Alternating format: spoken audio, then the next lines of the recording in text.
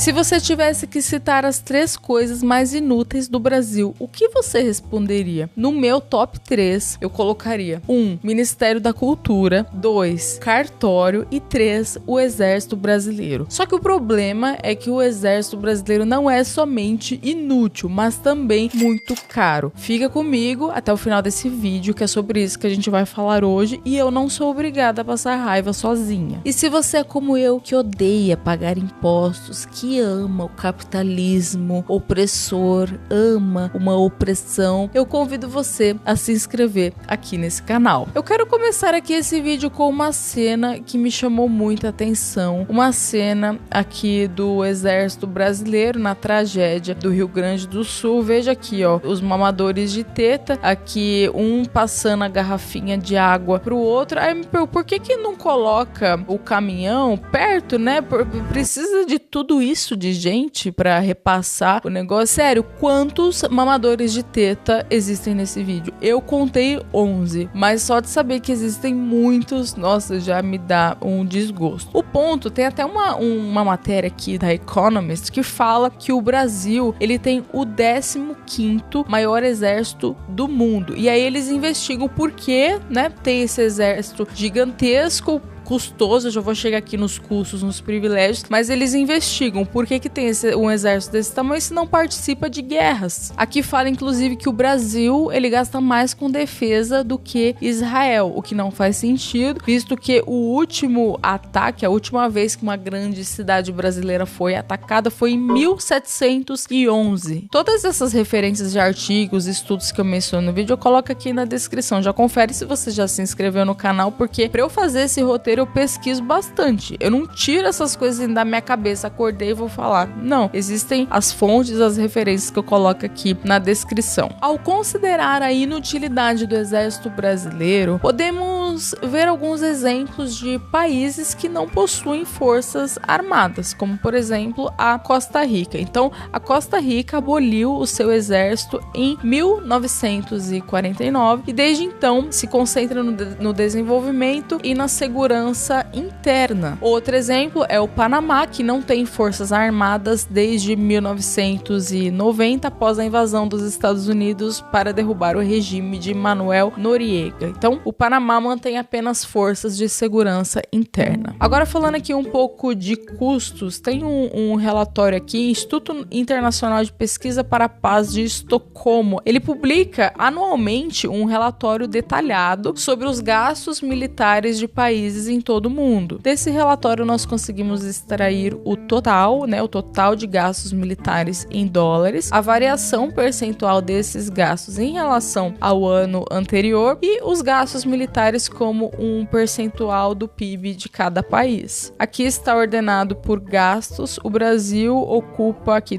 segundo dados de 2023, a posição 18 nesse ranking. Os Estados Unidos ocupa a primeira posição em termos de gastos militares. Não que seja correto, mas aí isso é outra discussão, tá? Só que pelo menos é mais justificável por uma questão óbvia de inimigos militares. E além disso, comenta aqui se vocês já sabiam que grandes marcas que você provavelmente conhece foram desenvolvidas para uso do exército americano, como por exemplo a Jeep. Os Jeeps originais, eles foram produzidos em 1941 para uso militar. Então, os veículos de tração nas 4 rodas mais comuns do exército americano durante a Segunda Guerra Mundial foram da Jeep. Outra marca também que foi desenvolvida para uso militar é o Ray-Ban. Vocês devem conhecer o Ray-Ban, os óculos, icônicos óculos. Foram desenvolvidos a pedido do Corpo Aéreo do Exército dos Estados Unidos e projetados para reduzir náuseas e dores de cabeça em pilotos que voavam em altitudes elevadas. Então, pelo menos parte desse gasto militar foi convertido em algo produtivo. Agora, o que de útil o exército brasileiro produz, né? Vamos combinar aqui, serviço de pintura, que mais? Meio fio, cal na árvore. É esse tipo de coisa que o exército brasileiro produz. Outro dado que mostra o quão custoso é o exército para o Brasil, aqui uma matéria da Exame, que diz que o Brasil está entre os que mais gastam com salários e pensões para militares. Nossa, isso é muito ridículo, né? Isso me dá raiva, sabia? É uma das poucas coisas assim que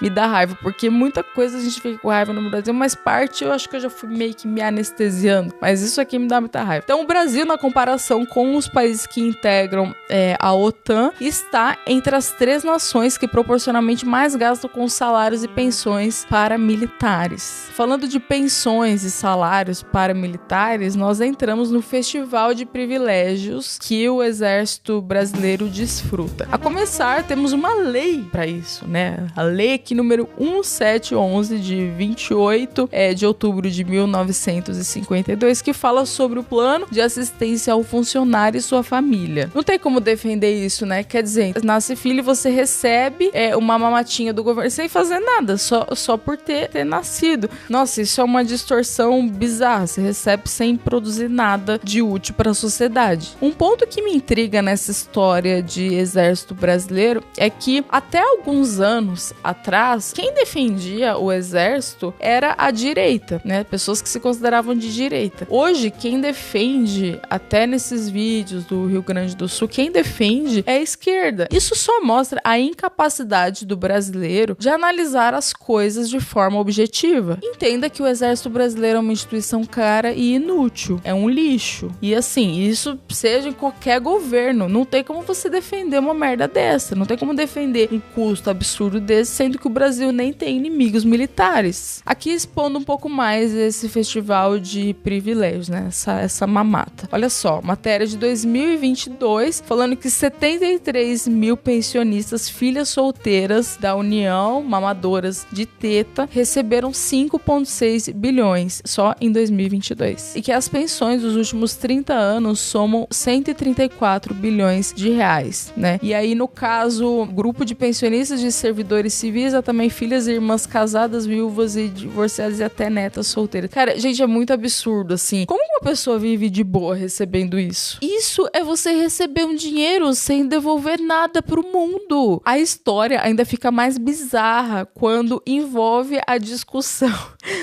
Eu dou risada porque isso aqui é ridículo. A discussão de gênero. Então, olha só, uma matéria recente que fala que, segundo a lei brasileira, filhos de militares só podem continuar a receber a pensão do pai após os 20 anos se forem mulheres. E aí tem uma ação falando que tem um processo aqui, o STF iniciou o julgamento para filha trans de militar. Daqui a pouco todo mundo vai se identificar como mulher só para receber a mamatinha. Mais informações diretamente do Festival de Privilégios que assola o Brasil. Segundo uma matéria da Folha de São Paulo, os oficiais generais receberam valores de 53 mil a 300 mil apenas para custear mudanças de cidade ou para serem remanejados para a reserva. Isso aqui é muito ridículo, porque é o que eu falei, é um custo sem ter um retorno. O que essa galera produz pro mundo? Nossa, eu acho isso ridículo. E assim, infelizmente eu não acho que isso vai mudar. Tem muita gente desfrutando desses privilégios, então eu realmente não tenho muitas esperanças nesse sentido de que um dia esses privilégios vão acabar. A não ser, sei lá, que a gente tenha um Milei, que entre alguém tipo Milei, assim, que saia cortando tudo, mas também não consigo ver nenhum nome pra isso. E do jeito que o brasileiro